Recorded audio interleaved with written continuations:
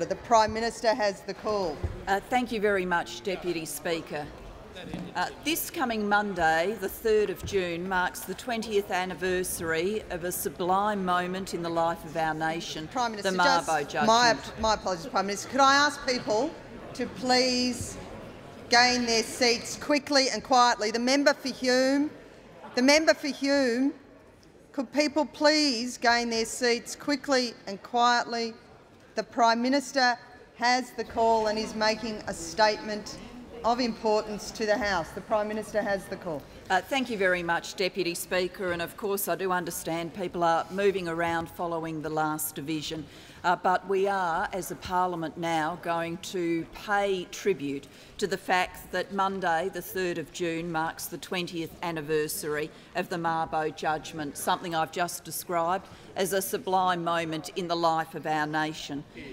This was a judgment of the High Court at its finest, led by the brilliant Sir Gerard Brennan, having a case brought by one of the most remarkable plaintiffs ever to grace a courtroom, the late Eddie Mabo, someone whose story is very well known and becoming increasingly well known as a result of the recent film.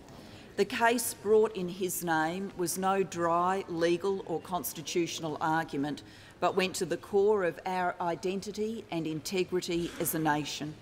Mabo fundamentally readjusted the terms upon which black and white Australians shared this land, reaching across 2 centuries to erase our nation's founding lie, the lie of terra nullius.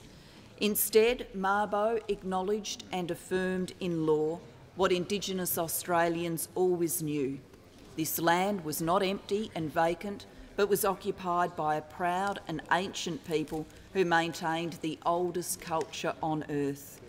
Deputy Speaker, my distinguished predecessor Paul Keating recognised Mabo for what it was, not a burden or a problem, but an opportunity to take the principles of the High Court judgment and inscribe them in Australian law forever. It was an act of courage and conviction for which Mr Keating will be lastingly honoured.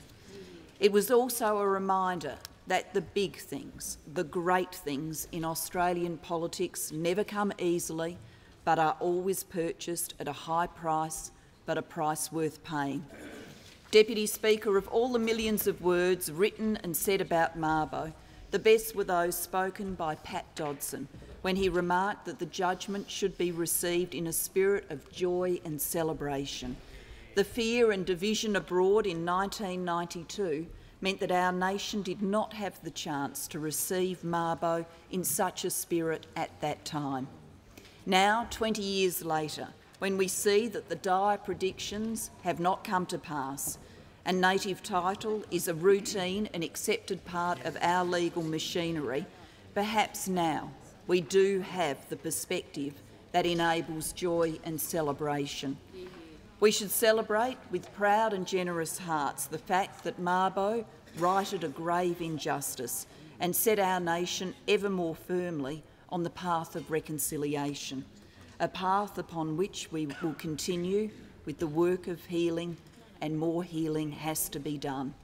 I commend this anniversary to the House.